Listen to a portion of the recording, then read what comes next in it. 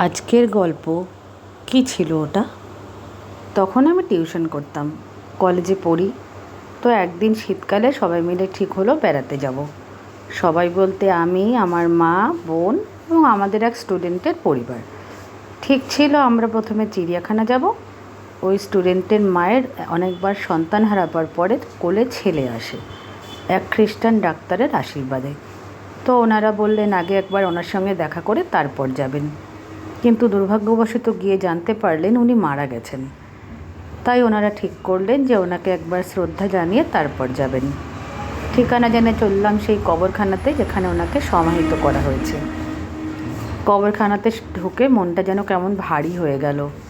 সারি সারি কবর, কোনটা বহু আগে দেওয়া, কোনোটা সদ্য।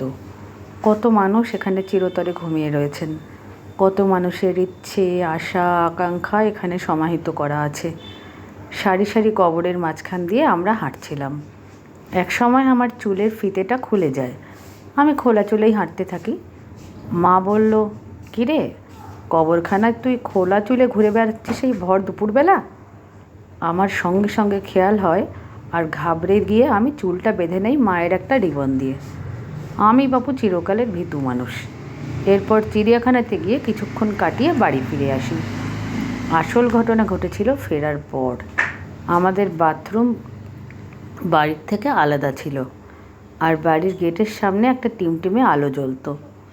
বাড়ি ফেরার পর মা আমাকে বলল দুপুরের খাওয়ার বাসনগুলো ধুয়ে তারপরে একেবারে বাড়ি ঢুকতে। আমার গা ছমছম করছিল, তাই তাড়াতাড়ি করে বাসন মাজার চেষ্টা করছিলাম দাঁড়িয়ে দাঁড়িয়ে। হঠাৎ করে আলোটা চলে গেল। আমিও মা বলে চিৎকার করে উঠি। বড়জোর 2-1 সেকেন্ড আলো ছিল না, সঙ্গে সঙ্গে চলে আসে। মা জিজ্ঞেস করে, কি হয়েছে, চিৎকার করলি কেন? আমি তাড়াতাড়ি বাসন মেজে ঘরে গিয়ে ব্যাপারটা মাকে বললাম। আমাদের বাথরুমটা খুব একটা ভালো ছিল না। সামনের দরজাটা ঠিকঠাক থাকলেও পেছনেরটা খুলে গিয়েছিল। সেটা ছিল টিনের পাল্লা এবং দেয়ালের সাথে কোনো মতে দাঁড় করানো ছিল হেলান দিয়ে। ওইটুকু অন্ধকার থাকাকালীন সময়ে আমি স্পষ্ট অনুভব করেছিলাম আমায় কেউ ছুঁয়ে গিয়েছিল। মাকে বলতে মা বলল যে ওটা নাকি বিড়াল ছিল, কিন্তু আমি জানি স্পষ্ট যে ওটা বিড়ালের স্পর্শ ছিল না। আর তাছাড়া অত উঁচু দরজাটাকে টপকে বিড়ালের পক্ষে আসা সম্ভব নয়। সঙ্গে সঙ্গে কারেন্ট চলে এসেছিল। আমি কোনো বিড়াল বা কোনো প্রাণী কাউকেই দেখতে পাইনি। তাহলে কি ছিল সেটা?